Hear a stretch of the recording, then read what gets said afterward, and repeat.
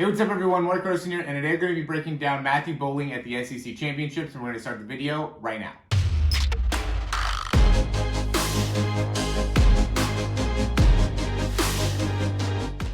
So a couple people reached out for me to do this video, and I think the big reason why is because Matthew Boling ended up kind of struggling at the end of his first heat of the SEC Championships and actually almost got hawked and came in second place. And, really goes into, what happened, right? What ended up being the big difference between, where he is with his top speed in comparison to where he was a couple years ago when he ran a 9.98 and was the fastest high school athlete in the nation. So really wanted to go into some of the things that change and specifically into the top speed. We do want to go a little bit into his start, right? Just because that's really what stood out in his races. He just had an amazing start, really took off, was able to stay low for a good amount of time, and really did a really nice job of utilizing the arms and his head swing in order to really generate a good amount of force here. So you can see he got a good kind of reaction time and was able to stay low, but you can see how he's really utilizing his head and his body to be able to sway side to side, and this really helps him in being able to generate a good amount of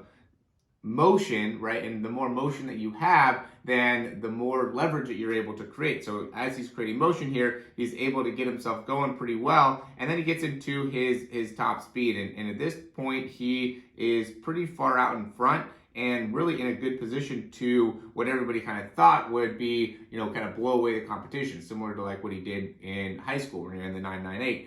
And what I think what ended up really happening here is, and I don't know, exactly what type of maybe injuries or tightness or what his coaches are obviously working on him with. But, one of the things that we really loved about Matthew Boling, or at least I really loved Matthew Boling when he was coming out, is just how great his frontside mechanics are, right? And what happened at the end of this race is that he really started to stiffen up with those frontside mechanics. When we look at the right leg, he still has that really nice reach with that right foot and then pull down with that right leg. So that's something that he's been able to continue to excel at, but it looks like he got a little bit stiff on the left side, right? And so he's not able to get as much of that motion with that foot coming out in front. And I think what happened is that because he kind of struggled there and having a little bit of an asymmetry from one side to the other, you end up almost slowing yourself down a bit, right? When you go in and you utilize that right leg to really pull back here, able to get a good amount of acceleration, push off,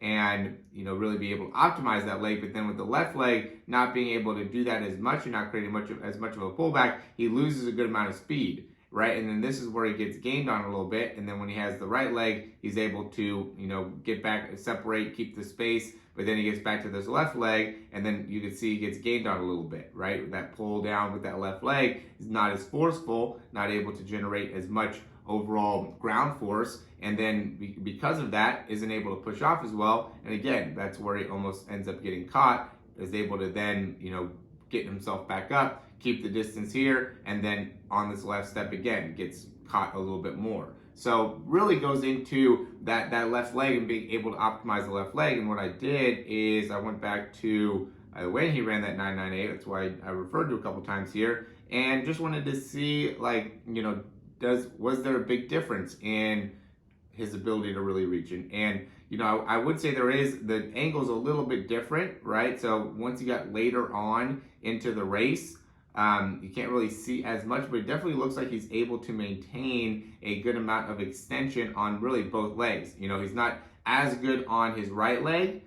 Like here, he's really doing a great job reaching all the way out with that right leg and pulling back. And he's not doing a bad job, but he's not getting that right leg as high, and pulling back with something that's a little bit more consistent to the left leg, right? See how similar each side is there. And so I don't know, again, if they're specifically coaching to be able to get the feet higher, on both sides, and the right leg is responding better than the left leg, or again, if this is something that he might have a little bit of stiffness going on within that left hamstring, and a lot of times that ends up happening in the situations where you might have a slight pull or something like that, where you could end up having a little bit less overall range of motion within that specific hamstring. So again, I don't know what happened. I don't know what's the background story of it, but you can definitely tell that there's a difference between his running style from back here and being able to be a little bit more consistent on each leg,